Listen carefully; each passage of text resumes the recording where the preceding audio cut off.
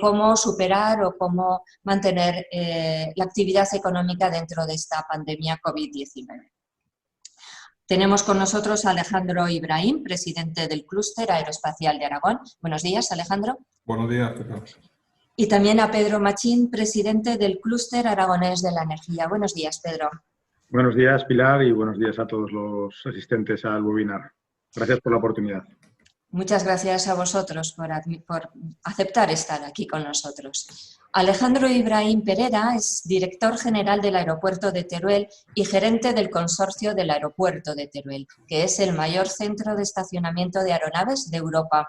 Es doctor ingeniero aeronáutico por la Politécnica de Madrid, Executive MBA por el Instituto de Empresa, máster en informática por el Instituto Microsoft y también estudió Ciencias Económicas. También es piloto de aviación.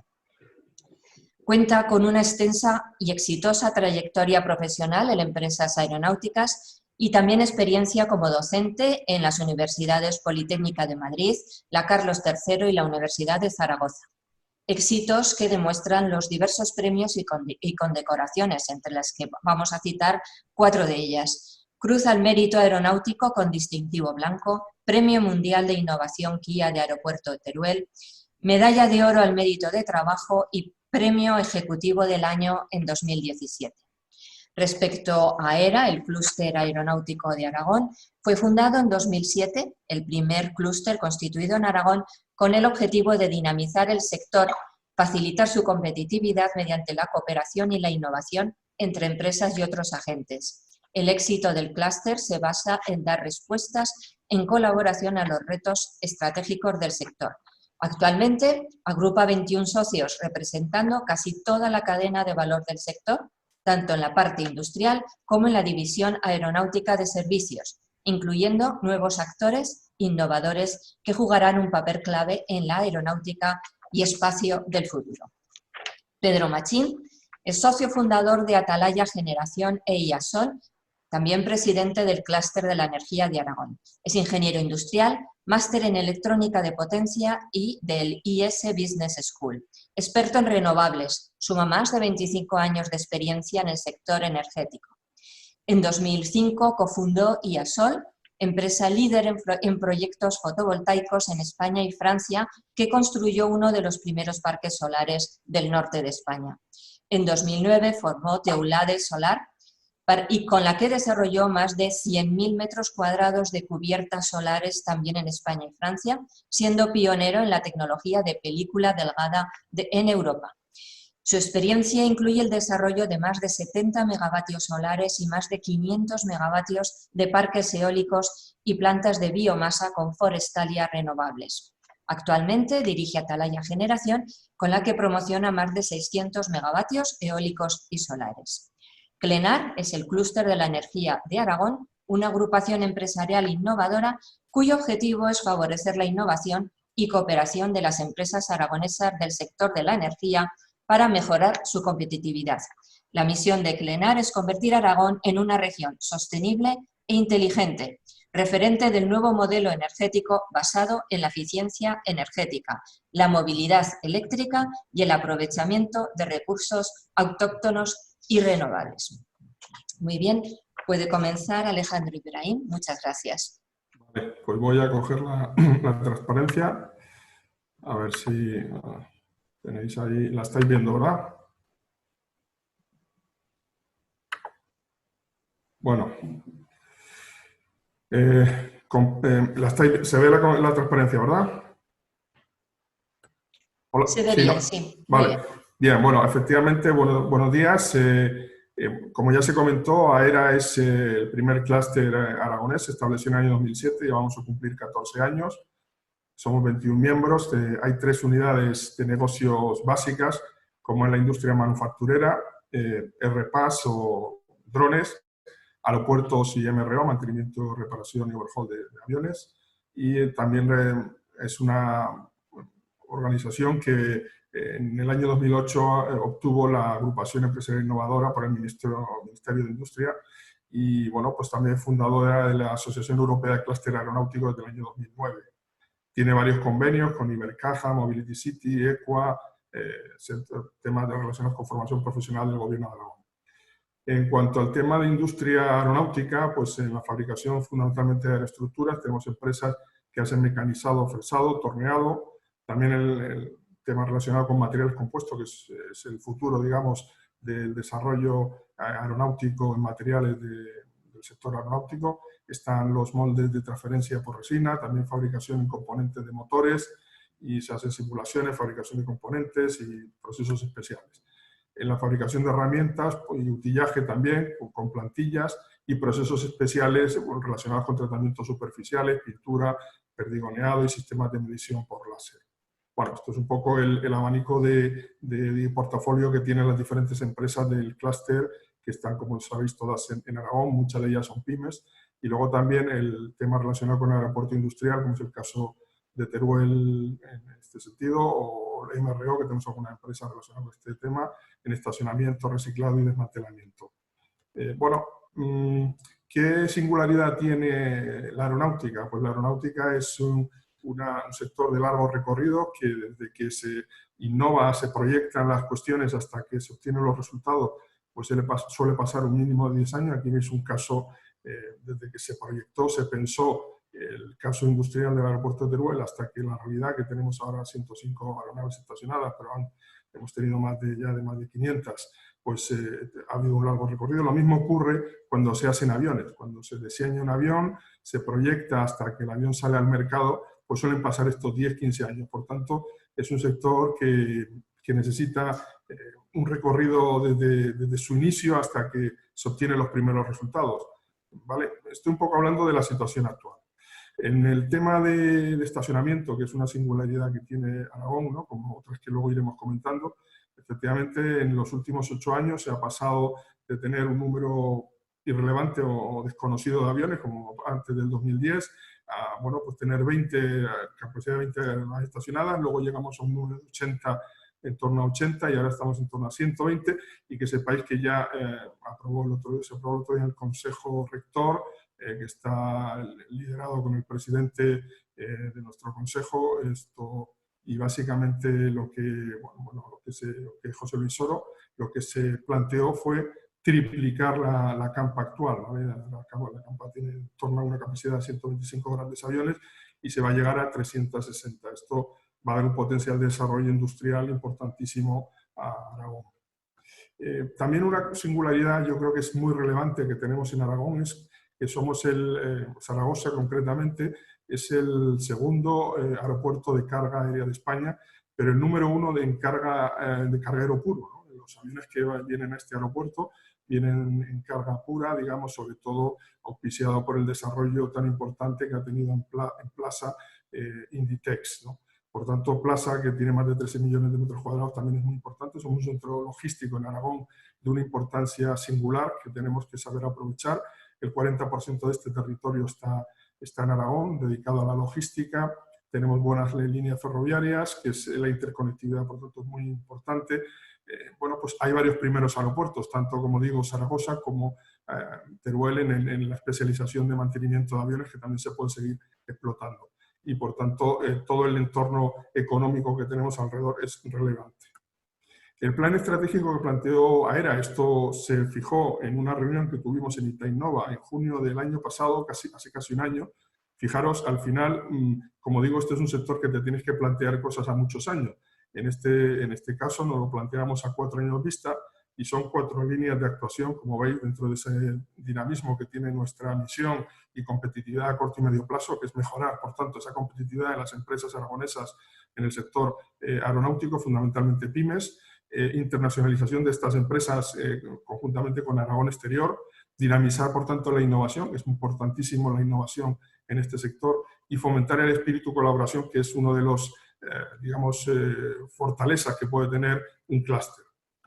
Bueno, la situación relacionada con la aeronáutica en España, pues es muy relevante, ¿no? Es un sector que tiene el PIB del 0,77%, exportaciones también son importantes, el 2,6%, emplea a más de 108.000 personas en empleos directos e indirectos, tiene una inversión en I+D muy fuerte, hay 17 centros tecnológicos en España, 6 clústeres similares o incluso, lógicamente, un poco más grandes al nuestro, del sector aeronáutico, y 12 universidades que están enseñando estudios de ingeniería aeroespacial o aeronáutica. El tejido empresarial también es muy relevante, 436 empresas, el índice de producción industrial del 4,9%, y hay 15 grandes empresas en España, pero lógicamente, como ocurre en otros sectores, el 96% son pymes que dependen, muchas de ellas, de la actividad que hacen estas grandes empresas. En la aviación mundial, pues lógicamente esto es un sector mundial, no podemos olvidarnos, y está muy interrelacionado, ¿no? Más de 10 millones de personas trabajan en la aviación, pero de ellas dependen más de 65 millones. ¿Qué quiere decir esto? Que el transporte aéreo está posibilitando que se desarrolle el turismo en muchas partes del mundo, y lógicamente la caída que está produciéndose en estos meses, pues están perdiendo los hoteles, los restaurantes, las tiendas que están dedicadas en el sector a estas actividades, y hay un descenso de vuelos que está produciendo una reacción en cadena. Si no vuelan los aviones, pues lógicamente la fabricación de estos aviones también se retrasa en el tiempo. Ahí veis dos entidades muy importantes que marcan esta capacidad mundial que tiene. Es, por un lado, IATA, que es la Organización Internacional de Transporte Aéreo, que tiene unos 100 años y unas 290 compañías representadas, y también, por supuesto, la Organización Internacional de Aviación Civil, la OASI, que son prácticamente todos los países que tienen aviación del mundo, pertenece a la ONU, tiene ya 75 años, es muy sólida y es la que genera toda la normativa mundial que posibilita que el transporte sea, por supuesto, seguro y sea igual en todos los países del mundo. Es decir, las pistas, los aviones y la forma de hacer las cosas sea, digamos, equiparable en todo el resto de los países para que no haya problemas, digamos, de interconectividad en este sentido, porque esto al final afecta a la movilidad. Ahora, ¿qué es lo que hay que hacer? Pues, lógicamente, recuperar el mercado doméstico, el regional, intercontinental, porque todo va esto en cadena, como decimos. Y de esta manera activar la fabricación de los aviones Airbus y Boeing, que son el duopolio actualmente fundamental de fabricación de grandes aviones, del que dependen muchas de las empresas y muchas de ellas también del sector aeronáutico que hay en Aragón. Esto, por tanto, hay que abrir nuevos mercados. Tenemos alguna incógnita, como pongo ahí, que cómo se optimizará esto, qué nuevos procesos productivos se generarán, etc. Bueno, pero una vez dicho un poco el potencial que tiene este sector y la realidad, es en qué situación estamos, ¿no? Porque, lógicamente, estamos en una mala situación y, efectivamente, lo que ocurrió fue que en el mes pasado tocamos fondo, es decir, debido al COVID, estos son datos de AENA, que se tiene 47 aeropuertos en España, y el año pasado que sepamos que llegaron a España 275 millones de pasajeros. 3 de cada 4 personas que llegan a España, turistas, vienen en avión. Por tanto, es un sector, el transporte aéreo, que es fundamental para la capacidad turística, que es el 13% del PIB, ya no solo la industria en sí. Y bueno, pues esto se redujo un 99,4%, prácticamente había un 0,6% que, como sabéis, son vuelos esenciales, vuelos de mantenimiento, que luego ya comentaremos. Bueno, la situación, por tanto, fue bastante trágica, ¿no? Una caída tan impresionante a partir de los meses de marzo, abril y mayo siguieron igual, debido a esa necesidad de confinamiento, a la reducción, cierre de las fronteras, la imposibilidad de que los aviones pudieran volar de un país a otro, lógicamente con pasajeros, que es el negocio y es para lo que están pensados los aviones comerciales. Y bueno, pues esta era la situación que había tanto, como veis, en Europa como en España. Aquí lo veis representado a través de Eurocontrol, que es la Organización Europea de la Navegación Aérea. Bueno, pues hay 41 estados que están ahí representados, y ya veis cómo era la situación cuando empezó un poco los efectos de la pandemia en Europa, en marzo del año pasado y en marzo de este año, en una fecha similar, tanto en Europa como en España. Lo que representa la caída se ve ahí en los puntitos iluminados, ¿no? Que es el número de aviones que estaban volando en un día normal. Igualmente, se están viendo afectadas, como sabéis, las compañías aéreas. Estas son las 5 grandes compañías aéreas que hay en Europa: Air France, EasyJet, IAG, Lufthansa y Ryanair. Y todas, como veis, han tenido caídas en el mes de abril en torno al 95, 96, 99 incluso por ciento algunas, respecto al año anterior. Eso que veis ahí es el número de operaciones que tenían, y lógicamente es mucho menor que las que había, y denota un poco la situación de falta de movilidad, la situación de que se cerraron todas las fronteras en todos los países, ¿no? Bien, aquí gráficamente veis el flujo de vuelo también de Eurocontrol, cómo cayó de forma dramática a partir de febrero o marzo, y bueno, ya se está empezando a recuperar. En Asia ya veis que se ven un poco un rebote al final de mayo, y a otra serie de países, pues en Norteamérica también, un poco, bueno, pues ya veis que a algunos les está costando un poco más, y bueno, en África, por ejemplo, la caída es más abrupta y la recuperación está siendo más lenta. Bueno, pues esto es la situación. La flota mundial de aviones comerciales está en torno a unos 30.000. Ahí veis un poco la evolución en los meses de enero hasta mayo. Evidentemente, había anteriormente a la crisis un 10% de la flota mundial que está en tierra. Esto es debido a cuestiones, pues, de mantenimiento relacionados con cambios de compañías aéreas o, lógicamente, desmantelamiento o reciclado de estos aviones, un 10%.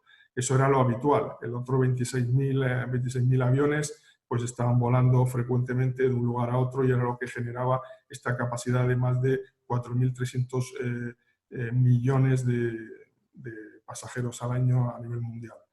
Llegó marzo, empezaron a producirse este corte, digamos, radical de operaciones, y bueno, pues el 60% de los aviones cayeron y se quedaron en tierra, y ahora estamos en torno a los 17.000 aviones que están estacionados en muchos aeropuertos del mundo, en Teruel uno de ellos, pero lógicamente no es el único, y la situación es de esta manera, de tal forma que de los aviones estacionados, un 20% corresponde a aviones de doble pasillo, que es un poco la flota menos que hay, pero que es para vuelos intercontinentales. Vuelos regionales, pues entonces el 14%, y lo veis los narrow body, que son los aviones, digamos, tipo 320, Boeing 737, pues en torno al 66%.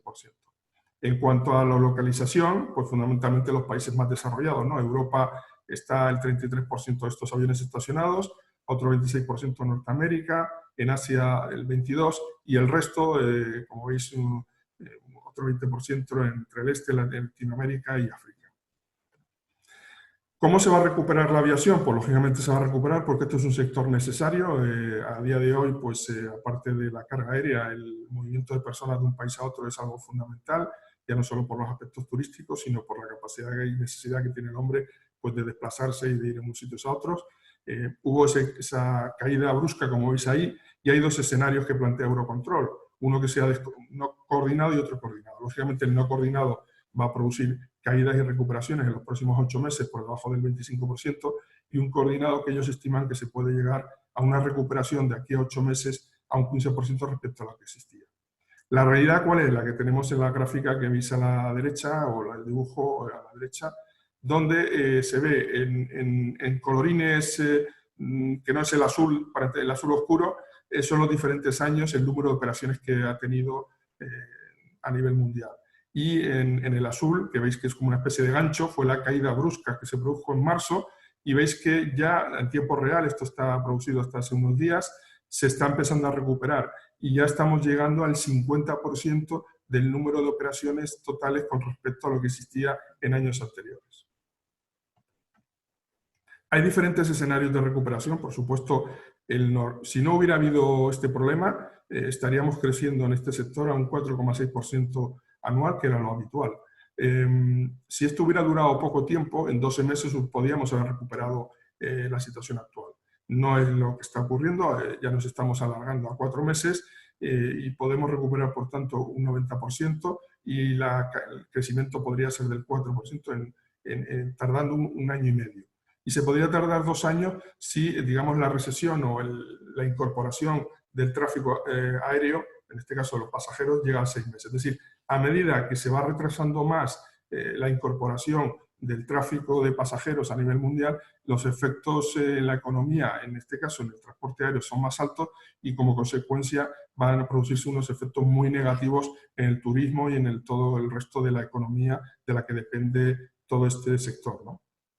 Bueno, la situación en España en mayo, pues sabéis que ya se permiten los vuelos interinsulares, tanto en Canarias como en Baleares, con una reducción del 50% de capacidad, porque es un servicio esencial para la actividad en las islas. Y también comentó el gobierno que se puede ya venir a través de 3 aeropuertos con pasajeros en puntos de entrada a nivel internacional, pero teniendo que guardar una cuarentena de 14 días. Recientemente se ha comentado que a partir de mediados de junio se podrá hacer los vuelos entre bueno, lo que se llama vuelos regionales, ¿no?, dentro de España, y a partir de julio se permitirán los vuelos internacionales, por lo cual entendemos que la cuarentena se irá quitando a medida que nos vayamos conectando con el resto de Europa y se apliquen los mismos protocolos de sanidad. La recuperación, por tanto, entendemos que puede ser importante en estos meses y si veis la situación de China, China cayó antes que nosotros, por supuesto, en enero y se ha ido recuperando a un 80% a los 3-4 meses y ya está con los vuelos domésticos funcionando adecuadamente. En cambio, si comparamos, por ejemplo, con Estados Unidos y España, que veis que lo que está en azul es Estados Unidos y la raya continua sería España, nosotros caímos antes en la llegada de turistas, pero lógicamente esto es un declive total a nivel mundial. España todavía no se ha recuperado de ese declive, esperemos que los próximos meses sea así. Y en cuanto a la fabricación, lo mismo, como consecuencia de todo este efecto COVID, pues las fábricas y todos los fabricantes, todo lo relacionado con el mundo de manufacturero, pues ha caído en picado durante los meses de marzo, abril, con una consecuencia, digamos, en número de desempleados enorme. ¿Cómo va a ser la desescalada? ¿Cómo está siendo? Bueno, pues ya sabéis que se permite la carga de material sanitario, repatriaciones, el personal esencial puede volar, evidentemente, desde el inicio. Los vuelos ferries también se están haciendo para el mantenimiento y estacionamiento de grandes aviones. A partir de junio, pues ya comentó Italia, por esa necesidad de activar el turismo, que ya se podría entrar a este país sin cuarentena, ya lo están haciendo Alemania también, Francia, Inglaterra lo está planteando, por esa importancia que tiene el turismo en el PIB. En España, a partir de junio, como digo, 13, pues comenzarán los vuelos domésticos y a partir de junio los vuelos a Europa. Aquí un ejemplo que veis como en el aeropuerto de Barcelona, por poner uno de los 46 que tiene la red de AENA, se puede llegar a una caída respecto al año anterior entre 14 y 24 millones de pasajeros, que bueno, es un hub importante en España, y en el verano de este año pues una caída del 80% respecto, en cuanto a pasajeros respecto al año anterior. Bueno, se están planteando, por tanto, aspectos de seguridad sanitaria a través del COVID, lógicamente la limpieza, el control de temperaturas, todo lo relacionado con el seguimiento, el EPA, que es el filtro que tienen los aviones para la seguridad sanitaria en el interior de estos aparatos. Todo esto ya se está trabajando. Y en los aeropuertos, de igual forma, antes de embarcar, pues será necesario hacer un control de, bueno, pues con una jurada de que no tenemos ningún problema sanitario. También habrá que ir con un flujo adecuado, reordenar las filas de tal manera que no haya interacción entre las personas, desinfectar de forma frecuente, todo esto que ya sabéis, llevar tarjetas que sean online, equipos y herramientas que sean adecuados para que la gente interactúe menos entre ellas, es decir, reducir y hacer lo más estéril posible la interacción para que en estos primeros meses que no tenemos vacuna, pues las personas puedan embarcar de forma más segura. Y también, por supuesto, lógicamente con mascarillas y cuestiones relacionadas con la mejora de la efectividad sanitaria. En el caso de los aviones, que se ha comentado en algunos ejemplos por ahí, lógicamente el avión tiene una renovación de aire cada 3 minutos cuando va en vuelo crucero a través de unos filtros que tiene. Ese aire se coge del exterior a muy baja temperatura y ya viene, lógicamente, ese aire puro. Ese aire entra en el avión filtrado, lo cual filtra hasta el 99,9% tanto de bacterias como de virus. Y bueno, esto se va renovando continuamente, como digo, cada 3 minutos y el aire va de arriba hacia abajo, lo cual beneficia, digamos, a evitar la transmisión de posibles enfermedades. Esto ya se pensó hace muchos años porque, lógicamente, las enfermedades de transmisión pues ya existían anteriormente. Bueno, ¿qué hay que hacer para mejorar? Pues lógicamente ponerse a trabajar, ¿no? Pero mejorar sobre todo en el desarrollo de nuevas tecnologías. Como digo, esto es un sector que trabaja 10 años, hacer aviones eléctricos, fabricación avanzada, materiales compuestos, todo esto hay que seguir trabajando en ello, optimizaciones aerodinámicas, los sistemas de control de satélite, todo esto tendrá mucha importancia en los próximos años. En mejora de la formación aeronáutica también hay que mejorar las competencias del personal y en las inversiones de medio ambiente, tanto el reciclado como la economía circular están cada vez cogiendo más importancia.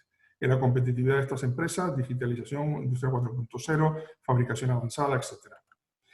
¿Cómo hay que recuperarse? Por tanto, pues ahora es fundamental generar confianza. Esta confianza, lógicamente, en el sector del transporte se ha perdido, ¿no? Porque de repente ha quedado, digamos, bloqueado por entendernos, y hay que considerar este sector estratégico. Ahora mismo en España no está considerado de esta manera y es un sector, como estáis viendo, que mueve una industria espacial, aviación general, defensa, aeropuertos, navegación, transporte, formación, que a su vez genera una capacitación muy importante para la industria del turismo, etc.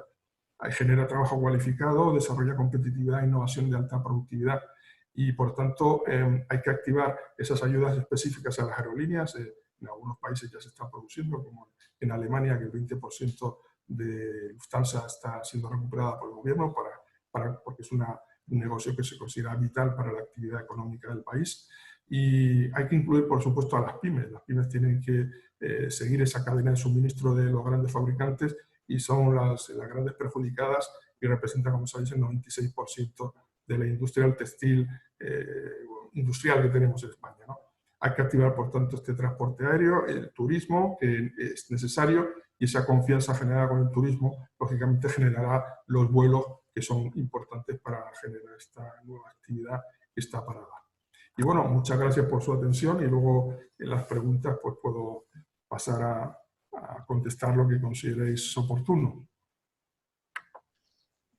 Muchísimas gracias, Alejandro. Pedro, por favor, cuando quieras.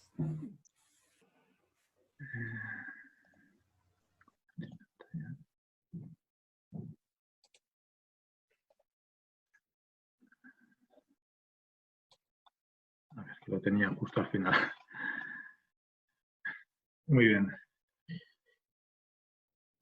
Bueno, empiezo con unos datos de CLENAR que creo que son importantes para ver lo que representa nuestra asociación en Aragón. CLENAR está compuesto por 57 empresas privadas y 10 entidades público-privadas. Representamos el 3,85% del PIB de Aragón. El 75% de la facturación del sector energético lo realizan empresas del propio clúster y esa facturación asciende a 1.376 millones de euros en Aragón. ¿Vale? A nivel nacional hay empresas en Aragón multinacionales que a nivel nacional la facturación global es de casi 24.000 millones de euros. Y lo mismo en Aragón empleamos a 23.503 personas. ¿En qué sectores? ¿Cuáles son nuestras principales áreas de trabajo? Pues energías renovables en todas las tecnologías, eólica, solar y termoeléctrica, otras renovables, como puede ser el hidrógeno, que también entra en la parte de almacenamiento, redes eléctricas, eficiencia energética, gas y gasoil y movilidad. Es la representación del sector energético en Aragón y son las áreas en las que nosotros trabajamos. Un pantallazo de lo que son los miembros del clúster. Como decía, tenemos empresas de renovables, empresas instaladoras, empresas fabricantes de equipos, centros de investigación, universidades, empresas de productos de combustibles. Bueno, un poco la representación del sector. Ese es el pantallazo del clúster. Respecto al momento del sector, lógicamente el virus ha afectado al sector de la energía. Quizás, como somos una actividad esencial, menos que otros sectores, pero lógicamente la bajada del consumo eléctrico, la bajada del consumo de combustibles fósiles ha afectado en los precios de la energía y toda la actividad esencial que hemos tenido que mantener ha tenido que ser pues, con nuevas formas de trabajo, nos hemos tenido que adaptar a los tiempos, distancias, transportes de personas, todo eso ha afectado para las empresas instaladoras y mantenedoras, fabricantes de equipos, ha afectado en su productividad, lógicamente, y en las ingenierías y empresas desarrolladoras, bueno, pues lo que hemos visto es que el teletrabajo se ha implantado con mucho éxito y es posible que haya venido en alguna que otra empresa incluso para quedarse bastante tiempo. La salida de la crisis, bueno, pues está en boca de todo el mundo que la salida de la crisis tiene que ser verde. Estamos en un periodo de transición energética. Esa transición energética ha venido gracias a la evolución tecnológica de las energías renovables. cuando se inició, bueno, los años 80, 90, sobre todo al final de los 90 ya se empezaron a hacer parques eólicos, principio de los años 2000, 2005, los parques fotovoltaicos, para que las inversiones pudieran ser recuperadas por aquellas empresas que decidían o particulares que decían entrar en el mercado. Había que, los estados tenían que darles unas primas o unas subvenciones generosas para poder recuperar esa inversión. Con lo cual siempre estaba un poco la visión de que invertir en medio ambiente era un gasto, ¿vale? Es importante que desde hace ya años la evolución tecnológica de todas estas energías alternativas ha sido tan rápida que hoy en día es la forma de hacer energía más competitiva disponible que tenemos ahora en el mundo.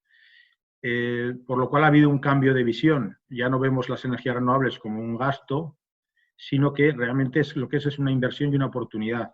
Todo el dinero que vamos a invertir en energías renovables lo vamos a recuperar como sociedad y nos va a crear riqueza y bienestar social.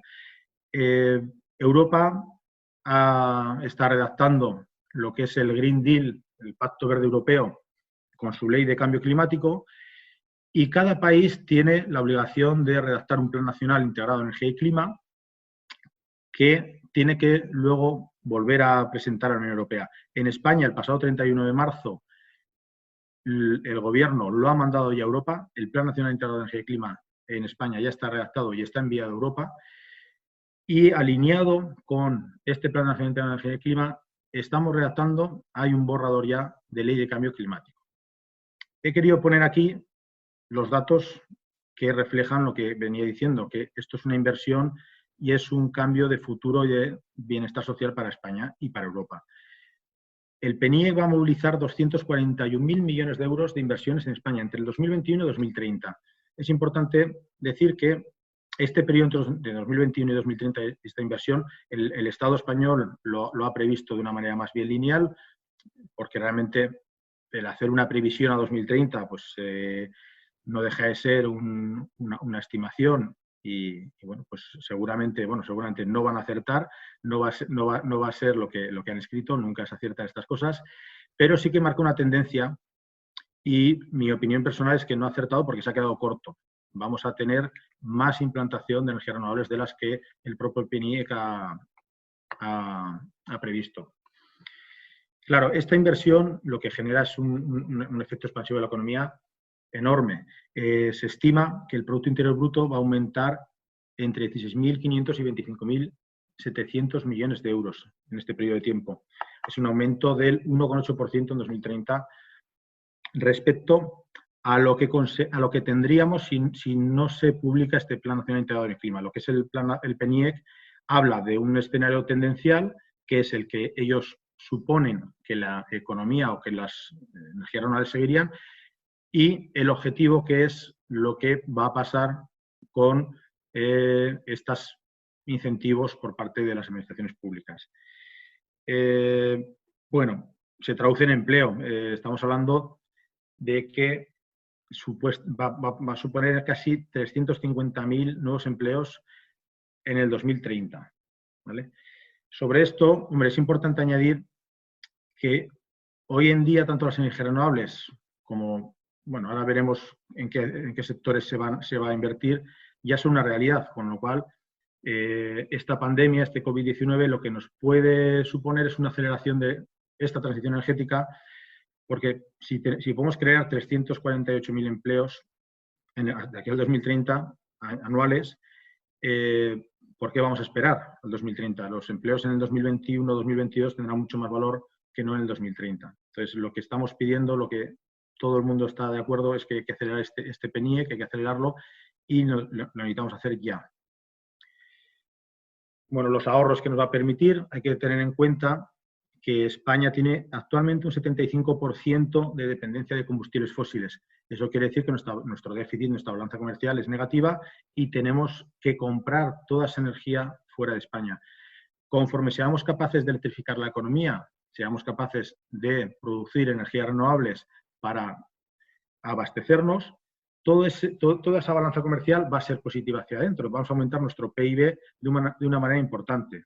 volvemos a hacer ese círculo vicioso. Aumentamos el PIB, aumentamos la riqueza, aumentamos el empleo, aumentamos el bienestar social. Y por último, y lo más importante es la salud. Es lo que hablábamos hasta hace unos años, pues el cambio climático, todo lo que era invertir en energías renovables, en medio ambiente, parecía un coste y un gasto, pero es que realmente vamos a obtener una riqueza, vamos a obtener bienestar social cuidando nuestra salud. La calidad del aire es una de las principales causas de muertes prematuras en España. Entonces, si somos capaces de reducir todas esas emisiones de gases contaminantes, vamos a crear un ambiente más limpio y vamos a mejorar nuestra salud. Claro, ahora una cosa buena que ha tenido el COVID-19 es que hemos visto nuestras ciudades limpias. Hemos visto que se puede vivir y se puede pasear por una ciudad sin contaminación, sin boinas como Madrid. Entonces, es una reflexión que tenemos que hacer si queremos volver otra vez a tener esas ciudades contaminadas, o es el momento de acelerar, implantar las energías renovables, electrificar la economía y tener, aparte de riqueza, tener una calidad de vida y una salud pues como realmente tiene que ser. Nos hemos acostumbrado a un mundo contaminado, pero seguramente de aquí a unos años se mirará atrás y pensarán que cómo éramos capaces, ¿no?, de asumir esta contaminación. 4 números de lo que va a ser las inversiones y en qué. Pues bueno, los comentabas. Principalmente estamos hablando de que hay que trabajar en ahorro y eficiencia energética. Pues la mejor energía, el mejor ahorro de energía es la que no gastas. Hay un objetivo de invertir 83.540 millones en ahorro y eficiencia. Electrificación y redes para poder implementar las energías renovables, que como todos sabéis son intermitentes. Un reto importantísimo es la digitalización y la reposición de redes. En España tenemos, por fortuna, una de las mejores redes de transporte y distribución del mundo. Red Eléctrica es un ejemplo para todas las empresas transportistas de energía del mundo. Es una red robusta. Lo que necesitamos ahora, además de hacer inversiones en nuevas redes, sobre todo es en digitalizar esa red de distribución, esa red de transporte, en lo que estamos llamando redes inteligentes o smart grids. En renovables ya también es una realidad. Luego veremos en Aragón lo que ha supuesto en los últimos años, el último año de crecimiento. Está previsto invertir pues hasta 91.765 millones de euros. Eso, como bien decía, es algo que se puede hacer ya. No esperemos al 2030 crear esa riqueza de ese empleo, podemos hacerlo ya. Y otras medidas que vienen a ser cierre de nucleares, una serie de medidas que también necesitarán inversión para ello. ¿Cómo quedará ese mix de energía renovable de aquí al 2030? A la izquierda tenemos la capacidad instalada en el año 2007 y a la derecha el objetivo del 2030. Queremos cerrar todas las plantas de carbón, nuclear reducir significativamente, queremos que queden 3 plantas de energía nuclear. Ciclo combinado, el gas va a ser fundamental para poder integrar bien las renovables, necesitamos una energía de respaldo, entonces el ciclo combinado se mantiene su tendencia, y donde realmente vemos un crecimiento muy potente, como ya hemos hablado, solar fotovoltaica. Queremos ampliar de los 5 gigavatios actuales a 39 y en eólica, de los 23 a los 50. Aparece también una partida importante que es el bombeo hidráulico, bombeos reversibles, que es posible que se hayan quedado un poco cortos en su estimación, pero que puede ser muy importante en España. El binomio energía-agua, el agua como acumulación de energía, puede ser, o a día de hoy es, la única tecnología de acumulación masiva que disponemos, el agua. Tan sencillo como eso. Las baterías químicas, a día de hoy, como acumulación masiva, su evolución tecnológica no ha sido suficiente como para podernos plantear el hacer un sistema de respaldo a partir de materias químicas. Sí que ayudarán y sí que vamos a ver esa solución. De hecho, aquí en el plan también habla de ellas, pero como algo masivo para aplicarlo ya a día de hoy, pues es muy posible que la solución esté en el agua. Un resumen de lo que hemos hablado, esos retos de la transición. Pues digitalizar es importantísimo, tenemos que digitalizar nuestro sistema eléctrico, es muy importante conectar al consumo y al generador. El generador ahora va a ser intermitente, no es una energía, la renovable, que sí que se puede prever cuándo la vamos a tener, pero obviamente tenemos energía cuando hay agua, viento y sol. Entonces es muy importante que podamos ese consumo acoplarlo lo máximo posible a la generación, y para eso necesitamos la tecnología. Necesitamos acumulación de energía, como decía, para que haya una penetración elevada de género renovable, y hay que electrificar la economía. Tenemos que aumentar nuestro consumo eléctrico, principalmente transporte y calefacción, por las razones que hemos dado, independencia energética y medio ambiente. Las emisiones de contaminantes principalmente están en el transporte y están en la calefacción, en la generación de calor también industrial. Ahí es donde están las principales emisiones y es ahí donde tenemos que trabajar y tenemos que electrificar la economía. Integrar en la red de recursos distribuidos, ¿a qué nos referimos? Autoconsumo en viviendas, por ejemplo, en centros comerciales. La generación ya no va a ser centralizada, una gran central nuclear o una gran central de carbón o de gas, sino que va a estar muy distribuida en parques, grandes parques renovables de medio tamaño y hasta pequeñas. Una casa con 3 kilovatios va a ser un centro de generación, que además ese pequeño centro de generación da un beneficio a la red, da mayor potencia de cortocircuito, da una fiabilidad y una robustez al sistema. Lo que necesitamos es pues lo mismo, el trabajar en esas redes inteligentes que nos van a permitir integrarlos en la red. Y como consecuencia de ello, pues bueno, vamos a hacer que haya una participación activa del consumidor en el sistema a través de esa comunicación bidireccional. Estos son los principales retos de la transición y es en donde tenemos que trabajar y tenemos que invertir. Y todo el dinero que invertamos en estos puntos va a ser riqueza, va a ser creación de empleo y va a traducirse en el PIB español. Es muy importante, lo repito constantemente desde hace ya años, pero tenemos que ver que esto es una inversión y que no es un gasto.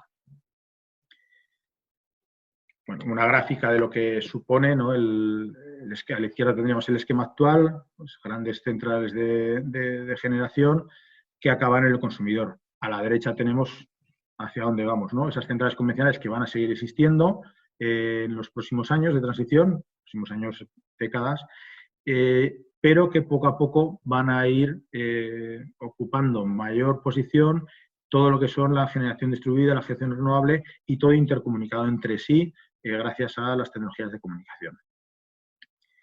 Aragón, ¿cómo está Aragón en esta transición energética?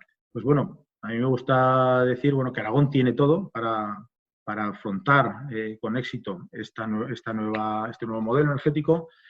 Y bueno, pues algo gráfico que siempre digo, Aragón está en el pozo de petróleo del Tejano de principio del siglo XX. Tenemos un territorio disponible muy importante. Tenemos que ver que tener territorio disponible como tenemos, pues bueno, para unas cosas, pues como siempre estamos hablando de exploración, servicios, pues bueno, la verdad es que puede ser un hándicap el tener que dar servicio a todo ese territorio, pero igual ahora es una oportunidad. Tenemos un territorio disponible que otras comunidades, pues como País Vasco, Cataluña, no tienen nuestro territorio. Entonces, aprovechemos este punto fuerte de cara a energía de tener territorio disponible para implantar nuevos parques y nuevas centrales de generación. Tenemos el recurso solar. Aragón está en una zona de recurso solar alto, que aunque incluso en el sur de España puede tener mayor recurso, como aquí las temperaturas medias y el viento refrigeran los paneles, tenemos un recurso solar pues muy parecido a otras zonas con mayor radiación. El eólico todos lo conocemos, todos sufrimos el cierzo y sabemos que tenemos esa depresión en el Valle del Ebro que une el Cantábrico y el Mediterráneo, y esa diferencia de presiones hace que el cierzo sople con generosidad en nuestra tierra. Y el hidráulico, insisto, muy importante el hidráulico, tenemos diferencias de cotas, tenemos agua suficiente, me gustaría tener más, pero el agua que tenemos es suficiente, y estamos tenemos el pozo de petróleo en nuestros pies y tenemos que saber explotarlo. Tenemos infraestructuras, ya lo he dicho antes, además Aragón, pues esa situación en el centro del PIB, ese 60% que decía Alejandro del PIB está cerca de Aragón, entonces tenemos redes eléctricas, infraestructuras también gasistas que unen España y están en Aragón. Y tenemos el capital humano, tenemos un tejido industrial empresarial. Aragón es una comunidad históricamente energética y entonces tenemos el conocimiento, tenemos la capacidad empresarial, tenemos la innovación y capital humano, sector público con experiencia en la administración pública, servicios provinciales, direcciones generales de energía, son centros con gente con una experiencia enorme, las empresas, los centros de investigación como la universidad, el CIRCE, con lo cual, resumen, tenemos todo para este nuevo momento. Entonces, ¿qué es lo que esto nos va a dar? Pues bueno, nos va a dar más riqueza. Al final, construir, explotar, mantener esos parques, los impuestos que pagan, eso se va a repartir por el territorio. Y lo que tenemos que hacer es un reto, que para mí es un reto, sería intentar consumir más energía en Aragón. O sea, ya somos una comunidad históricamente generadora de energía. Vamos a intentar dar un poco más de valor añadido, ¿vale? No, si hacemos el símil con el sector agropecuario, pues bueno, está muy bien vender las olivas, pero está mucho mejor vender el aceite y cuanto más valor añadido tenga la botellita, mejor. Pues vamos a pensar que en la energía también podemos hacer lo mismo, podemos consumir aquí también energía. Hay un nuevo modelo también industrial, que pueden ser los servicios de datos, puede ser generar hidrógeno, nitrógeno para fertilizantes, las propias empresas electrointensivas que ya están en España, que están buscando irse fuera porque el precio de la energía es elevado. Bueno, podemos atraer aquí industria que nos sirva para asentar la población y para aumentar, reestructurar, asentar la población y aumentar nuestra demografía en el territorio. ¿Qué hemos hecho en Aragón en los últimos años? Hemos hecho los deberes muy bien. Desde 2016 a esta parte hubo unas subastas en España que las empresas aragonesas se posicionaron muy fuerte, fueron visionarias y vieron la realidad de que la energía renovable ya era competitiva sin primas y apostaron fuerte.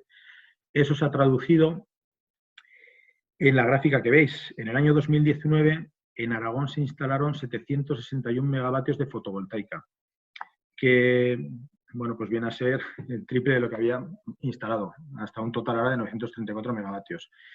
Y en eólica, pues algo parecido, instalamos 1.284 megavatios. ¿Cómo está ahora mismo la tendencia? Bueno, en 2020 va a ser similar, ahora mismo hay en construcción pues un número de megavatios parecido, sobre todo en fotovoltaica, habrá más en fotovoltaica, en eólica se habrá reducido un poco, pero ahora la fotovoltaica viene con fuerza. Y para años siguientes, 2021-2022, pues bueno, os voy a poner una gráfica de lo que son las solicitudes de acceso a red eléctrica en Aragón. Esto solo es Aragón, ¿vale? En España también hay muchas, pero a mí me gusta leer esta gráfica como que hay una oportunidad, lo que es la barra de arriba, que suma en torno a 22.000, 23.000 megavatios. Esos son proyectos que han solicitado acceso a red eléctrica. Todos esos proyectos han tenido que poner un aval millonario de 40.000 euros megavatio, con lo cual son proyectos serios. No, detrás hay avales con millones de euros y hay mucho trabajo de ingeniería y de desarrollo que cuesta bastante dinero, con lo cual son proyectos serios. Y conforme vamos bajando las columnas, la última es la de puesta en servicio. Pues en fotovoltaica ya hemos visto antes que había unos 1.000 megavatios, como la gráfica es muy pequeñita no se ve, pero son unos 1.000 megavatios. Pero vamos viendo cómo ya en estados muy avanzados de tramitación empieza a haber bastantes megavatios. Con todos los permisos ya de conexión y acceso, pues tenemos más de 3.000 megavatios y bueno, luego ya vamos subiendo hasta esos 23.000. Y lo mismo pasa en eólica, ¿vale? Entonces, claro, esta oportunidad, ¿qué es lo que tenemos que hacer? Pues debemos desarrollar los proyectos. Desde el clúster venimos hablando con la administración pública desde ya hace unos meses que era necesario aumentar el personal en los departamentos claves, servicios provinciales de energía y el INAGA. Todos los proyectos al final pasan por el INAGA. Es lógico pensar que si hemos tenido un aumento en la carga de trabajo, tenemos que aumentar los recursos. Lo que no podremos permitir es que haya inversión que no entre en Aragón porque los proyectos han tardado en autorizarse o no se han autorizado, porque ya hemos visto que la crisis del COVID-19 lo que va a suponer es una aceleración para la transición energética. No nos podemos quedar atrás, tenemos que estar preparados para esa inversión europea y esa inversión nacional que va a ir a renovables. Es importante señalar que de todo eso de la inversión del PNIEC, de los 241 millones de euros, se espera que el 80% sea privada.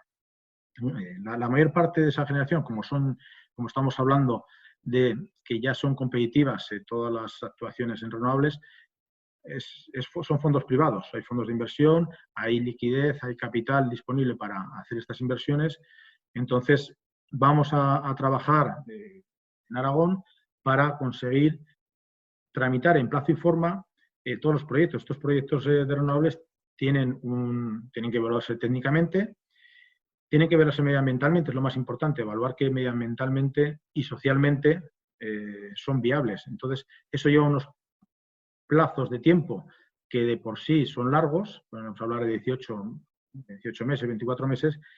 Si entramos en un momento de administración colapsado, pues se nos pueden ir a 36 meses o quién sabe, y eso es lo que desde luego no deberíamos poder permitir, porque queremos seguir siendo líderes, queremos lo que hemos hecho en 2019 y vamos a hacer en 2020, queremos seguir haciendo en 2021, queremos seguir siendo líderes en España de implantación de energías renovables.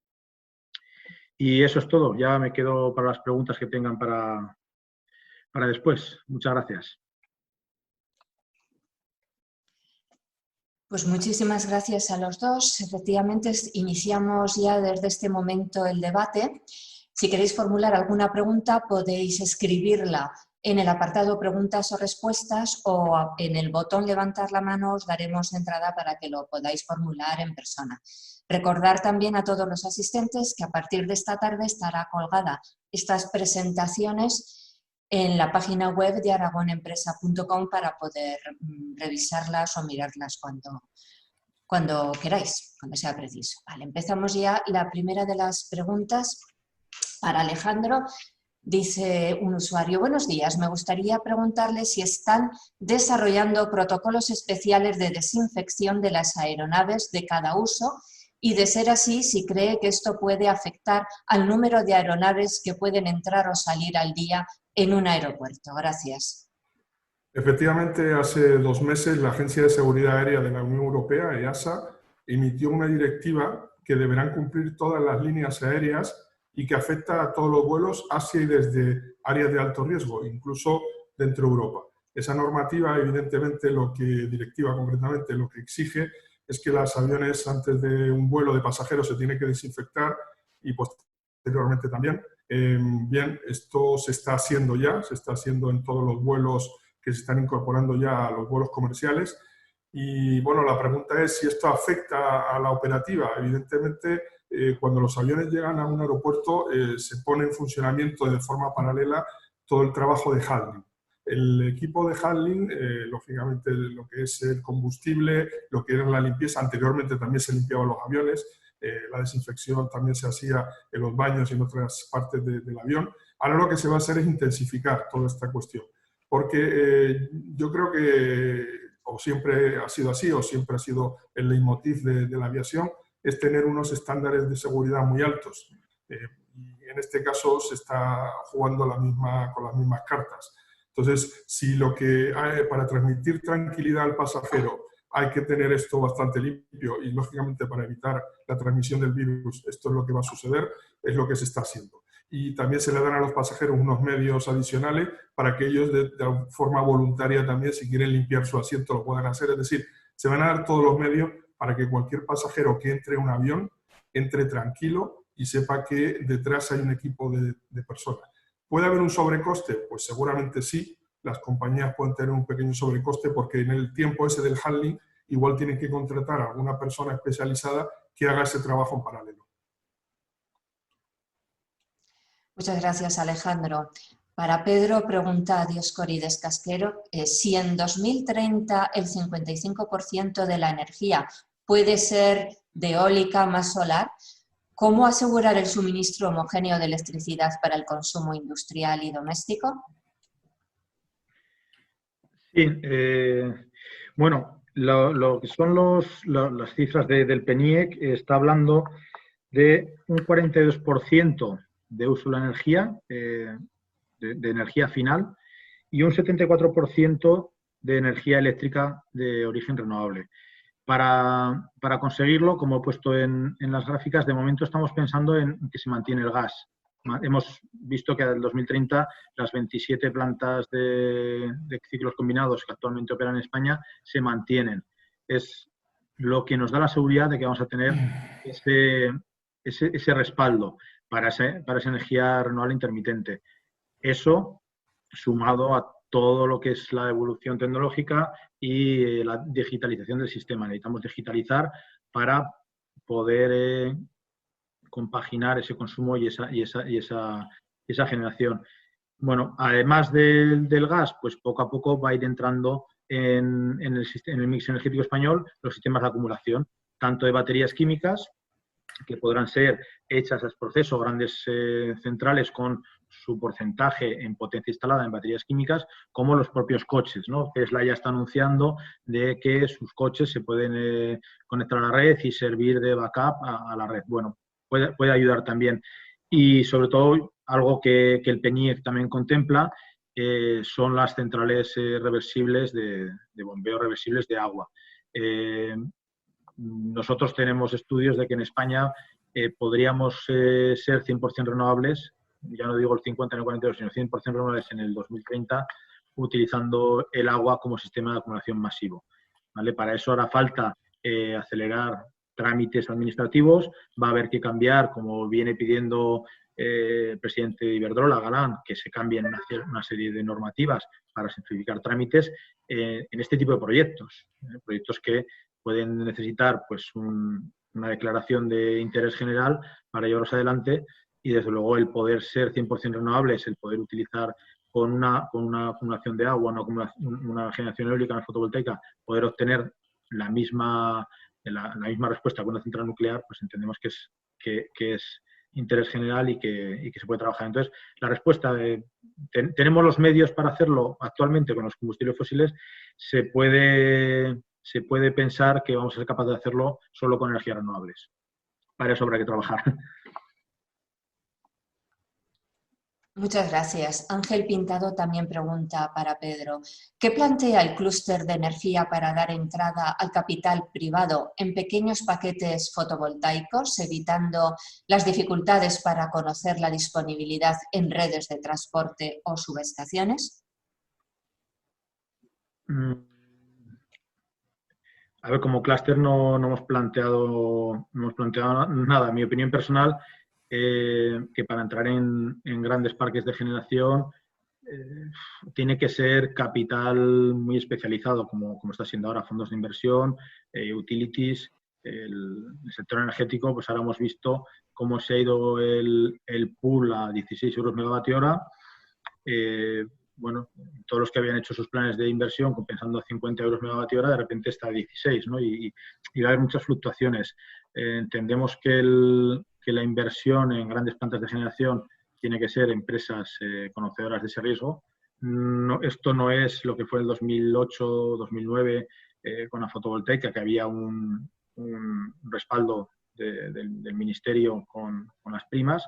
Ahora vamos a mercado libre, competitivo, y como tal tienen que ser empresas especialistas. ¿Dónde puede invertir un particular? En el autoconsumo de su casa, en el autoconsumo de su industria. Ahí es una red dedicada y directamente ese consumo de energía va a competir contra el precio que le llega a su casa o a su industria, que obviamente es mayor, porque a lo que es el precio de la energía tienes que sumarle todos los accesos, peajes, impuestos, con lo cual todo autoconsumo que te hagas de energía va a ser siempre más competitivo de lo que compres la red. Entonces, mi opinión, pues el que quiere invertir particular energía, que invierta en autoconsumos, y los grandes parques que se queden para utilities y empresas especialistas que puedan soportar estos cambios de precios que, como vemos, son importantes. Muchas gracias, Pedro. Para Alejandro, Memory Sistemas pregunta, ¿cuál ha sido el valor añadido del aeropuerto de Teruel que ha llevado al éxito de ocupación durante el COVID-19? Bien, bueno, el aeropuerto de Teruel efectivamente es una industria aeronáutica que tiene una pista que lleva ya 8 años de operativos y que se creó con una idea clara de prestar servicios a las grandes compañías aéreas y también, lógicamente, empresas de leasing. Esta actividad antes del COVID ya se estaba haciendo, teníamos en torno a 80 y algo aeronaves ya estacionadas en la campa a través de empresas que tenemos, como digo, Tarmat Aerosafe o BP, que presta suministro de combustible, o también tenemos otra actividad de cohetes que se está desarrollando en el aeropuerto.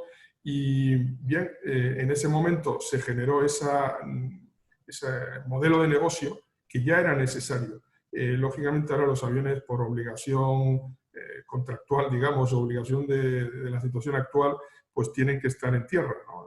Ya lo comentamos antes en las transparencias anteriores de AERA, y esto ha traído como consecuencia que la demanda del servicio de estacionamiento de larga estancia, de preservación de aviones, se ha intensificado a nivel mundial. Este era un servicio que antes era necesario y yo creo que seguirá siendo necesario, pero se ha intensificado. Y eso pues, ha hecho que bueno, pues, el no tener, por otro lado, nosotros pasajeros, pues no hemos visto el efecto negativo que tiene la pandemia en el sector aeroportuario. Digamos, somos una especie de oasis, como ha dicho algún periodista por ahí, digamos, en este sector aeronáutico. Y también las condiciones de este aeropuerto son ideales, es decir, más de 250 días al año de sol, no hay congestión de tráfico aéreo y, como digo, hay un plan estratégico a los próximos 4 años para multiplicar por 2,5, es decir, llegar a 200 hectáreas adicionales, con lo cual tendremos capacidad para más de 350 aeronaves estacionadas. Y esto es fruto de una necesidad que tiene este sector de renovar. Hay que renovar la industria aeronáutica, los aviones, porque hay aviones más eficientes que se tienen que empezar a construir. Estamos en el sector medioambiental, como comentabais antes, también energético, y el sector aeronáutico también tiene claro que hay que tender a ese sector energético de mejora, digamos, del transporte aéreo, aunque representa un 2% del consumo de emisiones de CO2, pero hay que mejorarlo. Y entonces esa industria necesita este sector, necesita este aeropuerto, y nosotros también necesitamos a nuestros clientes, con lo cual el éxito, como estáis viendo, estaba garantizado.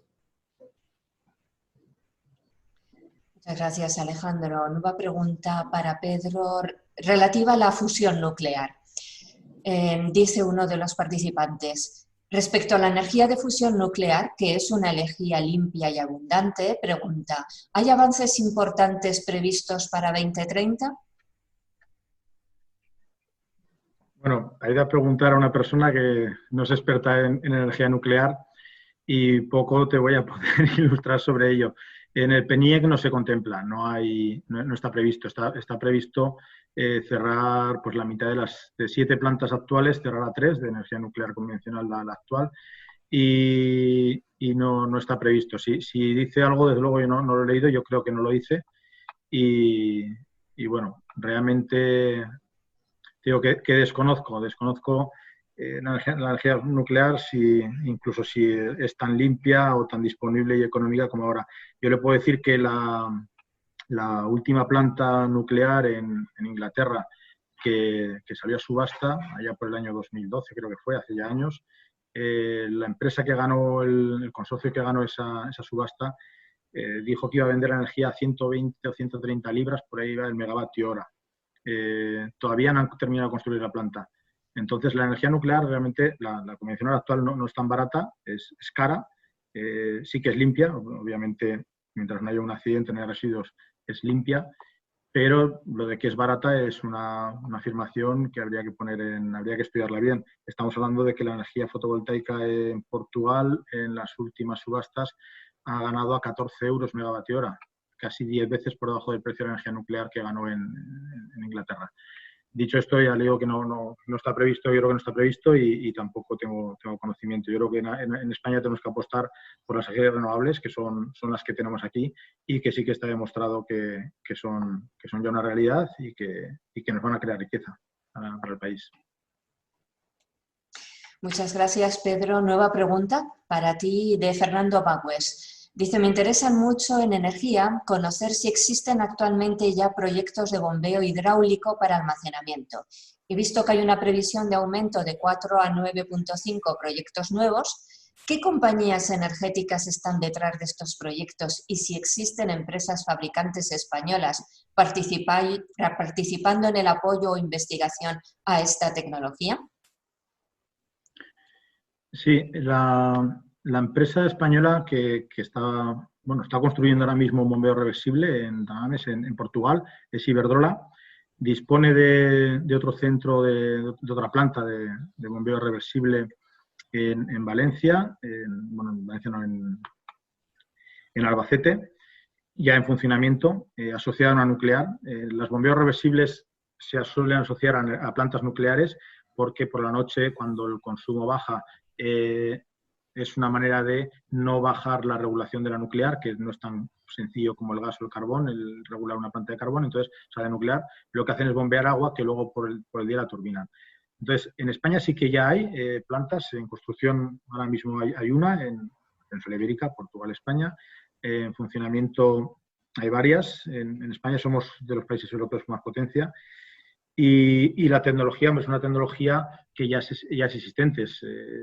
Son turbinas, bombas. Sí que es cierto que la forma de trabajo de una central reversible no es la misma que una hidroeléctrica convencional. La hidroeléctrica tiene momentos de turbinado de muchas horas. El bombeo reversible pues va intercambiando bombeo con turbinado de manera más habitual y necesita otra serie de equipos. Pero es una tecnología que está en el mercado de empresas europeas, ya no te digo españolas, pero sí que empresas españolas también hay, pero por ejemplo, Andritz es una empresa muy potente en este tipo de centrales. Yo creo que los 9,5 megavatios que hay en el PENIEC se han quedado cortos. Igual es porque todos los proyectos igual están verdes todavía. Aquí en Aragón tenemos un proyecto que fue declarado proyecto de interés comunitario en Mequinenza, que en el Segre hace un bombeo reversible y ese proyecto está en tramitación. Claro, el problema de los bombeos reversibles es si afectan a lechos fluyentes de agua, a los ríos o a pantanos, que tenemos que ver el uso del agua cómo se compagina con otros elementos prioritarios, como puede ser el consumo humano o el regadío. Entonces, la parte de los estudios medioambientales y sociales tienen que ver sobre todo con el uso del agua. De todas maneras, en España y en Aragón seguro que hay sitios suficientes. Una planta del tamaño, por ejemplo, de la de Mequinenza son 3 gigavatios. Estamos hablando de que hemos pasado en España 9,5, son 4 gigavatios y medio. Solo con 9 tenemos 3. Necesitamos encontrar en España 10, 12, 15, 20 ubicaciones. Podríamos tener 20, 30 gigavatios en España de bombeos reversibles. No sería difícil. Yo creo que en España tiene que haber 15, 20 sitios, seguro que los hay, en los cuales el uso del agua está permitido para producir energía o es compatible, ¿no? Entonces, espero haber respondido la pregunta. Muchas gracias. En esta ocasión, para Alejandro, pregunta Jesús: ¿cuáles son las previsiones a corto plazo de crecimiento del aeropuerto de Teruel? Bien, el aeropuerto de Teruel, justo antes de la pandemia, había sacado al concurso un grupo importante de actuaciones, de obras, que ahora se están reanudando. Se terminaron los plazos administrativos. Hay una inversión prevista de 25 millones de euros para los próximos 2 años, donde se va a hacer un hangar doble de A380, un hangar de pintura para un 350-900, también es una nueva línea de negocio, la ampliación de la plataforma de estacionamiento por 37.000 metros cuadrados, unas 3 naves para aviación ejecutiva, la ampliación de la campa en la fase 3, también empezaremos todas estas obras, como digo, a partir de junio y julio, y todo este, digamos, conglomerado de actuaciones, incluso una planta fotovoltaica para autoconsumo, es un proyecto que también ya está contratado y empezará en breve. Todo esto nos va, digamos, a poder permitir ser más competitivo en esta actividad de mantenimiento e intensificar, por tanto, la generación de empleo. Y como digo, también se aprobó el día 27 de abril en Consejo Rector, que se va a ampliar el aeropuerto en 200 hectáreas adicionales, pues dentro de una solicitud de un plan de interés general de Aragón, lo que nos permitirá de aquí a tres años aumentar la capacidad en 2,5 veces las que tenemos actualmente. Muchas gracias, Alejandro. Pregunta ahora para Pedro. Dice, si las instalaciones de almacenamiento de agua para regadío son difíciles de tramitar ambientalmente, ¿cómo conseguir que sean factibles para generación de energía? ¿Podría ser suficiente convertir los embalses en instalaciones reversibles? Bueno, esa es la pregunta clave, es la dificultad. Tecnológicamente, como he dicho antes, no encontramos, tecnológicamente está superado el bombear y turbinar agua. Realmente la dificultad es en encontrar una ubicación donde el uso del agua sea compatible con la producción de energía y que medioambientalmente sea posible. Pues para eso se hacen los estudios de impacto ambiental. Yo sé que el proyecto de Mequinenza creo que empezó en el 2013, hace ya 7 años. Es lo que decía antes, que lo que hay que hacer es, si queremos tener ese recurso de acumulación masiva con agua que tenemos en España, pues tendremos que cambiar un poco esa normativa, esa tramitación administrativa, darle más agilidad, porque realmente lo que necesitamos la acumulación masiva es ahora, es de aquí a 2 o 3 años. Si para cuando se autoriza el proyecto estamos en el 2030, pues bueno, ya hemos llegado tarde. No nos olvidemos que todo lo que es acumulación química son los países asiáticos principalmente los que dominan esta tecnología. Todo lo que hagamos con acumulación química vamos a seguir importando energía, vamos a tener siguiendo teniendo un PIB negativo. Sin embargo, todo lo que hagamos con agua va a ser un PIB positivo. A nivel Europa podemos comprar toda esa tecnología en Europa y en España, y luego a nivel país. Y luego, muy importante, todas las centrales de bombeo reversible, estamos hablando que tienen periodos de vida útil de 75 años. Una central de acumulación vía química, aparte de que lo hemos comprado fuera, pues en 5, 6, 10 años tienes que volver a cambiarlo. O sea, si aprovechamos estos años para hacer estas centrales de bombeo reversible, tenemos solucionado la acumulación de energía en España para el próximo siglo, para este siglo. Entonces, es muy importante en tiempos extraordinarios, como estamos viviendo ahora, de crisis económica potente, pues hacer cosas extraordinarias y ponernos todos de acuerdo y ser capaces de buscar un uso del agua compatible con la energía. Todo esto está tanto en la ley de cambio climático como en la ley del agua que se está haciendo, habla de todo esto. Es algo que está en debate y es algo que los ministerios están trabajando en España, y si buscas un poco de bibliografía en estas leyes que te he dicho, está ahí el uso compatible del agua y le da la importancia que tiene, que es mucha. Muchas gracias, Pedro. Mar Belloc pregunta para Alejandro.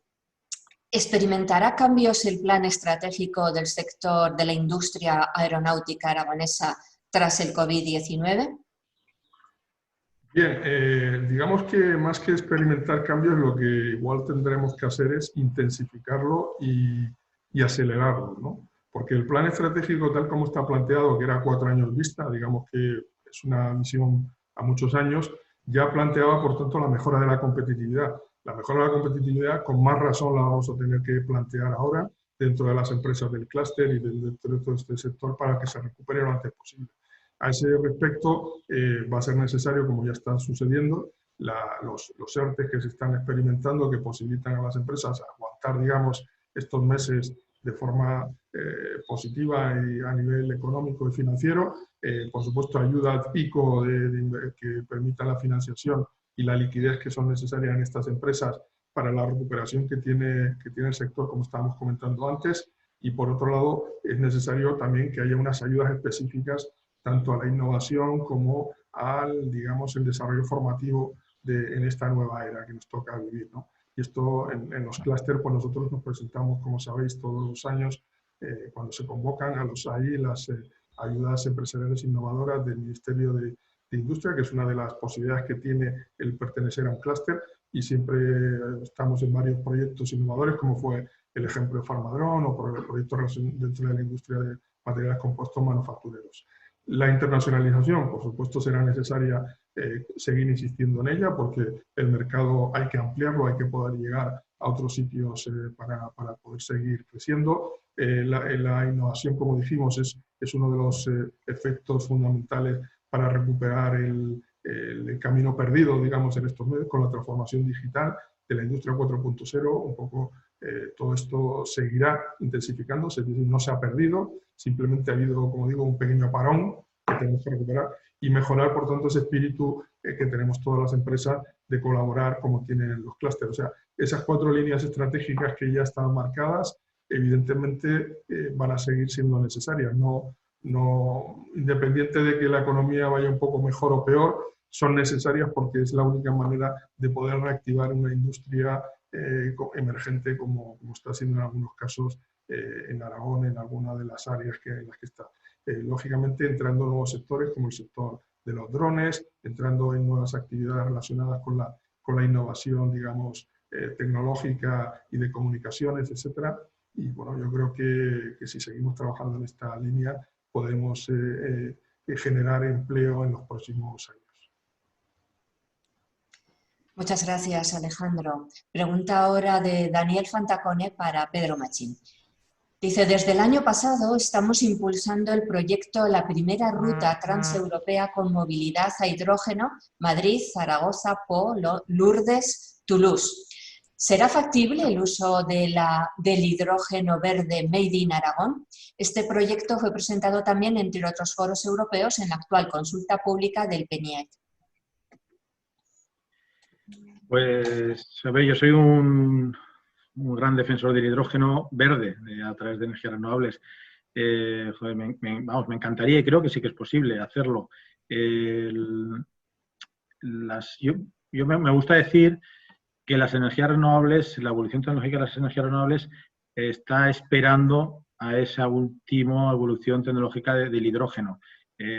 Ahora mismo podemos tener, como he dicho antes, viento y sol, producción de energía por debajo de los 20 euros megavatio hora, que si lo hacemos como línea dedicada directamente para la producción de hidrógeno, si a eso le sumamos una acumulación de energía con agua, podemos tener un gran apoyo con la acumulación de energía por hidrógeno. El hidrógeno como batería para convertir de hidrógeno, de electricidad a hidrógeno, de hidrógeno a electricidad, pues yo creo que tiene un hándicap, que es que tiene que hacer 2 conversiones y al final los 2 rendimientos hace que no sea competitivo. Sin embargo, el poder utilizar esos excedentes de energías renovables, que los vamos a tener mucho excedente de energías renovables porque la propia energía renovable así lo obliga. Tienes que aumentar mucho la capacidad instalada porque es intermitente. Entonces, con esos excedentes podríamos producir hidrógeno que dedicaríamos luego principalmente al transporte y a la industria como generación de calor o la industria de fertilizantes. Pero desde luego el transporte pesado pues es una oportunidad. Cruzar a Francia, nuestro famoso canfranero, sería un sueño poderlo cruzar con hidrógeno, porque además es una tecnología más limpia. No tenemos que electrificar las líneas con todo el impacto ambiental que tiene para cruzar el Pirineo, sino que lo podríamos hacer con hidrógeno. Entonces, había que preguntar a un gran defensor, que si lo pienso, yo creo que sí. Y yo creo que tenemos que trabajar fuerte para hacerlo. Incluso la ciudad de Zaragoza también, desde el clúster estamos trabajando con el Ayuntamiento de Zaragoza en ver una viabilidad de una línea 2 de tranvía basada en hidrógeno. El hidrógeno para el transporte pesado tiene ventajas sobre igual el vehículo eléctrico. Al final, tú puedes producir el hidrógeno en los exteriores de la ciudad directamente conectado a los parques renovables a un precio más competitivo y las inversiones tan millonarias que hay que hacer en pantógrafos o en cargas para vehículo eléctrico son menores. Entonces, sí que tiene un potencial muy importante y, de hecho, Europa, otra de las leyes y otro de los planes, el propio Ministerio de España ha sacado a la consulta pública la expansión del hidrógeno y lo vamos a ver. Es que es un complemento perfecto a la energía renovable, es el hidrógeno. Muchas gracias, Pedro. Jesús quiere hacer su pregunta en directo. Adelante. ¿Se me oye? Se oye bien, sí. Sí, es para Pedro. Bueno, el tema está, yo estoy en un pueblo de Teruel, aunque vivo en Barcelona, lo que pasa es que el coronavirus me ha tomado aquí y me dejó aquí establecido, lo cual está muy bien. Mira, estamos en una situación de intentar un proyecto de renovables solares para un proyecto de 10 megavatios y el problema que estamos teniendo son los avales que se tienen que presentar antes de iniciar el proyecto.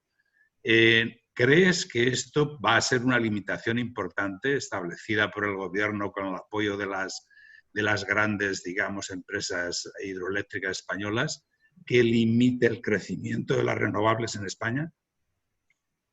No, a ver, no lo ha sido. Las gráficas que he puesto era solo Aragón. En Aragón estamos hablando de que hay 22.000 megavatios solicitados de fotovoltaica y no sé cuántos, es una auténtica locura. No lo ha limitado el aval. Realmente sí que hay que poner una barrera de entrada. Yo creo que el aval no es... Antes era 10.000 euros megavatio, ahora lo han puesto en 40.000. Para mí fue una medida equivocada. Entiendo que con 10.000 era suficiente. Lo que tendrían que haber es pedido igual otra serie de requisitos. Hombre, para un proyecto de 10 megavatios, que es una inversión aproximadamente, al final, entre poner todos los permisos, desarrollos, impuestos, pues podríamos hablar de que fue una inversión de 7 millones de euros, te están pidiendo un aval de 400.000.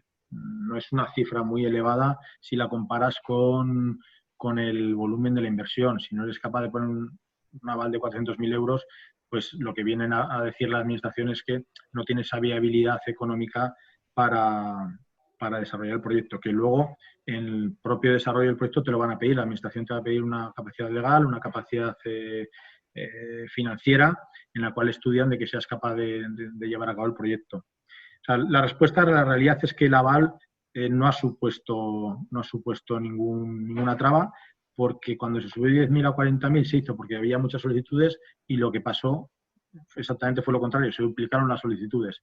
Entonces, ahora mismo en España, no sé si hay 150.000, no sé, es que ya pierdo conforme pasas un mes sin mirar red eléctrica, pero son muchos más de 100 gigavatios los que hay solicitados y estamos hablando de que en el PNIEC hay que hacer unos 50, 60. O sea, hay bastante más del doble de potencia solicitada de la que tenemos que instalar de aquí al 2030.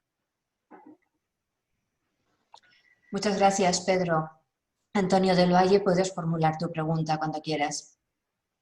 Hola, muy buenos días a todos. Lo primero, agradecer al Instituto Aragonés de Fomento por haber hecho este seminario y, por supuesto, a Pedro y Alejandro por las súper interesantes presentaciones. También quería añadir, si me permitís, que saludar a Pedro especialmente, que fuimos compañeros de clase en Marianistas hace muchísimos años. No sé ni siquiera si te acordarás de mí porque me fui jovencito del colegio. Un saludo muy grande. Un placer volver a coincidir, Antonio. Igual. Me acuerdo perfectamente. Sí, hombre, que me alegro mucho. Pues nada, yo ahora trabajo en Londres, en el banco americano JP Morgan, y tenía un par de preguntas para ti, si puedo hacer las dos. La primera ya las he contestado, la verdad, que era referente al almacenamiento de energía, ¿no? Que me llama mucho la atención porque yo creo que antes es una de las asignaturas pendientes. Y te quería preguntar, porque claro, la capacidad ahí va en dos medidas. Una, la capacidad de bombeo, y otra, la capacidad de almacenamiento, que básicamente son los embalses. España es uno de los países que tiene más embalses del mundo, de hecho, y quería, preguntarte si sabes si en cuanto a la capacidad de embalses tendríamos suficiente, o significaría que tenemos que construir nuevos embalses, porque claro, eso por tema medioambiental es muchísimo más complejo que hacer una planta de bombeo, ¿verdad? Desde el punto medioambiental. Y la segunda pregunta, y ya la hago también a continuación, es sobre has puesto una diapositiva súper interesante, que es las solicitudes de acceso a la red eléctrica en Aragón, que la verdad que impresiona, ¿no? Que haya casi 22, 23 megavatios ahora mismo en alguna fase de aprobación. Y te quería preguntar un poco por encima si nos puedes apuntar cómo funciona el proceso de pedir un permiso de conexión, qué pasos hay que realizar y cómo es que se ha llegado a esta cifra tan altísima. Bueno, muchas gracias por adelantado. Bueno, gracias, Antonio. La verdad es que me acuerdo perfectamente y es una alegría volver a verte después de tantos años, porque te fuiste muy pequeño en el colegio. En octavo de CD, fíjate. Sí, sí. Así que es una alegría volver a verte. Bueno, sobre la primera pregunta de los nuevos embalses, realmente es la gran dificultad el encontrar ubicaciones. Se puede, igualmente, normalmente se hay que construir ese embalse superior. Lo que tiene construido Iberdrola en Cofrentes, en Albacete, es esto. En lo que es la Muela, la colina superior, han hecho un embalse nuevo. Son embalses en torno a 100 hectáreas, 150 hectáreas de ocupación de superficie. A mí no me parece muy grande. Eso ya depende de cuantificar, dependerá de la opinión personal. Bueno, yo pienso que es asumible en esas muelas, esas cumbres, el poder hacer estos embalses. Y es lo que utilizan en el embalse inferior, utilizan el propio embalse que ya estaba para poder refrigerar el núcleo de la central nuclear. Hay una central nuclear que suele estar asociada a algún embalse para, en caso de avería o problema, lo que hacen es inundar el núcleo de la central. Entonces, bueno, pues lo que ha hecho es construir adicionalmente un embalse superior y utiliza el inferior que ya estaba. Se pueden construir los dos. Al final hay que tener en cuenta que el agua que se emplea en subir y bajar es un circuito cerrado. Tenemos unas pérdidas por evaporación, unas pérdidas en el sistema que pueden ser el 10%, que habrá que reponer año a año, pero el agua la compras, la tienes, una vez que la tienes almacenada, pues la vas utilizando. No es como una central hidroeléctrica convencional en la cual el agua fluye y cuando llueve tienes agua y cuando no llueve hay periodos de sequía, pues no tienes, ¿no? Aquí realmente hay que tener en cuenta esa diferencia, que es un circuito cerrado y tú puedes jugar con eso. Que habrá que hacer unas inversiones, seguro, porque igual hay embalses que hay que adecuar, en la parte inferior hay que adecuar otro embalse paralelo, o habrá que hacer unas infraestructuras. Esto también en cada lugar se hace a medida, ¿no? Pero, insisto, yo creo que en España tenemos ubicaciones suficientes para encontrar y hacerlas. Tampoco serían tantas. Cada planta de estas puede tener 1 gigavatio, 2, 3, o sea que no sería una cosa, al final, España es muy grande. Si hablamos de ocupaciones de 100 hectáreas, por 10 son 1.000 hectáreas, y por el inferior si hubiera que hacer también 2.000 hectáreas. Creo que en España tenemos que ser capaces de encontrar esa superficie para hacerlo, porque es importante, ¿no? Es un interés general. Y ahí tiene que estar la iniciativa privada y la iniciativa pública. La administración tiene que agilizar estos trámites y hacer que se pueda hacer. Tiene que ser todo, obviamente, con los estudios medioambientales y sociales adecuados, y donde no se puede hacer, pues no se hará. Lo que hablábamos antes de todo lo que de lo que hay en Aragón, de esos gigavatios que están en tramitación, hombre, pues hay muchísimos. Hay 20.000 de eólica, 20.000. De esos, pues la mayoría no se van a hacer. Muchos por propia incapacidad económica del proyecto. Conforme vayamos avanzando en la tecnología y se vayan implantando esas renovables, solo los proyectos más competitivos se podrán hacer. Proyectos que igual se han previsto con una línea de evacuación muy, muy grande, o proyectos que se han previsto en zonas con poco recurso eólico, pues esos, conforme haya subastas, que ya el gobierno se ha anunciado para el 2021, y el precio de la energía vaya bajando. Ahora mismo los planes de negocio se han hecho con 38, 40 euros megavatio hora. Si te haces un plan de negocio con 20 euros megavatio hora, que es lo que ha pasado en Portugal, por ejemplo, estás reduciendo a la mitad tus ingresos. Lógicamente, los parques menos competitivos no se van a construir. Entonces, bueno, se puede empezar a tramitar, pero no pasa nada si luego un proyecto se cae. Tiene que ser así, vamos, es ley natural. Sobre el permiso de conexión que me preguntabas, cómo se tramita, Red Eléctrica tiene en su página web información que la van actualizando mes a mes de la capacidad que hay en los nudos. Entonces, el primer requisito que hay es poner un aval. Tienes que poner un aval ante la administración pública competente, bien sea el ministerio. Si vas a tramitar por el Ministerio de Industria, tienes que ponerlo en Hacienda, en la elección de gobierno. Si lo vas a tramitar por la comunidad, pues en la Caja General de Depósitos de la comunidad. Y tienes que poner ese aval. Con ese aval te da derecho a solicitar la conexión, ¿vale? Normalmente lo que se hace es, hasta que no te responde Red Eléctrica o la distribuidora, que también puedes ir a la redistribución, pues el proyecto, más allá de alguna prospección de terrenos, pues no se avanza. Una vez que ya tienes el acceso, que Red Eléctrica te dice, mira, tu acceso es positivo, pues con ese mismo aval que has utilizado para pedir el acceso, te da derecho a empezar la tramitación administrativa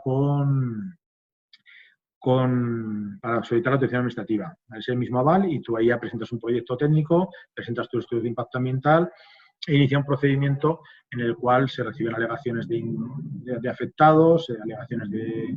Es un trámite largo, porque al final solo la parte medioambiental pues te puede ocupar más de un año. Es lo que antes insistía yo, que hay que poner recursos para cumplir los plazos legales, que no se nos vayan los plazos legales por falta de recursos, por colapso de la administración, porque esto va a ir muy rápido. El PNIEC y Europa lo necesita, la salida de la crisis va a ser en verde y tenemos que estar preparados. En Aragón tenemos que tener proyectos preparados para concurrir a esas subastas, para presentar a Europa y para ello, pues bueno, hay que trabajar. Espero haber respondido, Antonio, a tu pregunta. Muchas gracias, Pedro. Hemos llegado ya al final de nuestro tiempo, pero vamos a pasar la última pregunta, en este caso para Alejandro, de Dioscórides Casquero. ¿No cree que la mitad de los aviones actualmente en parada no volverán a volar nunca más, ya que las compañías están renunciando a modelos clásicos como el 747 e incluso tan modernos como el 777 o el 380, mientras que están comprando aviones más eficientes energéticamente como el 320 Neo con una nueva demanda sobre los fabricantes?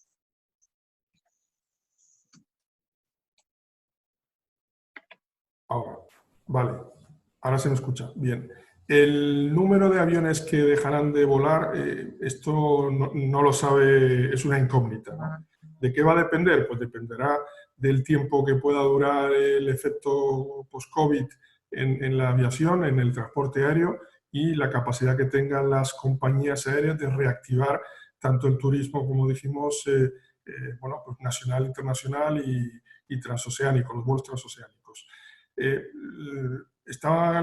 La pregunta habla de aviones clásicos, ¿no? El Boeing 747 es un avión que se empezó a operar en los años 60, en el año 69 concretamente, y lleva más de 50 años funcionando. Es el clásico Jumbo. Siempre fue el avión más grande de pasajeros hasta que fue desbancado por el 380 hace 11 años. Este avión, evidentemente, ya se está retirando del mercado porque es un avión de 4 motores y es de doble pasillo y es muy, digamos, la mayoría de ellos tienen muchos años y por tanto al final los aviones tienen un tiempo de vida, ¿no? La vida útil de los aviones se va disminuyendo con el tiempo porque el mantenimiento se hace más caro para poder mantener el avión en funcionamiento. Entonces, estos aviones ya de forma natural se están desmantelando, como digo, a nivel mundial. El 777, que en su momento sigue siendo el avión bimotor más grande del mundo también, efectivamente es un avión de doble pasillo, pues también, digamos, en estos momentos es difícil llenarlo por la situación actual y la mayoría de ellos están estacionados. Cuando se recupere el tráfico aéreo, pues se podrán seguir utilizando de forma, esperemos, eficiente. Y el 380, que se ha hablado mucho de ello, es un avión que lleva 11 años, es de Airbus, es el avión ahora mismo más grande de pasajeros del mundo, muchos de ellos están efectivamente estacionados, como la mayoría de las aeronaves. Ya dijo esta semana, desmintió Emirates, que tiene la mitad de la flota mundial de este avión, que no lo va a retirar, ¿no? Había noticias por ahí, parece que estamos un poco empeñados en aniquilar el sector, ¿no? Pero realmente no, este avión seguirá volando, es un avión evidentemente grande, que tiene sus dificultades en el momento actual de tener capacidad operativa, porque no es rentable si no va lleno de pasajeros, pero bueno, pues esto se irá recuperando y podrá ser. De momento, la mayoría de estos aviones, que son bastante recientes, están preservados y que yo sepa, a nivel mundial solo se ha desmantelado uno, y con lo cual todavía nos quedan 250 que, en fin, que seguirán, esperemos que volando. Habla comparando con el tema del 320. El 320 Neo, efectivamente, es un avión más moderno, pero es un avión, digamos, de un solo pasillo, es un avión estrecho, que, bueno, pues es el más que sí, se utiliza en un 77% más que los otros, pero también tiene un cometido diferente. Estos aviones se utilizan a nivel europeo para trayectorias medianas, pero para grandes vuelos transoceánicos, vuelos de 14-15 horas, lógicamente se siguen o se tendrán que utilizar aviones de mayor tamaño y por tanto esperemos que los otros tengan también cabida en el futuro. Muy bien, muchísimas gracias Alejandro Ibrahim, presidente del Clúster Aeronáutico de Aragón, y Pedro Machín, presidente del Clúster Aragonés de la Energía. Muchísimas gracias por compartir con nosotros vuestras interesantes opiniones y experiencias.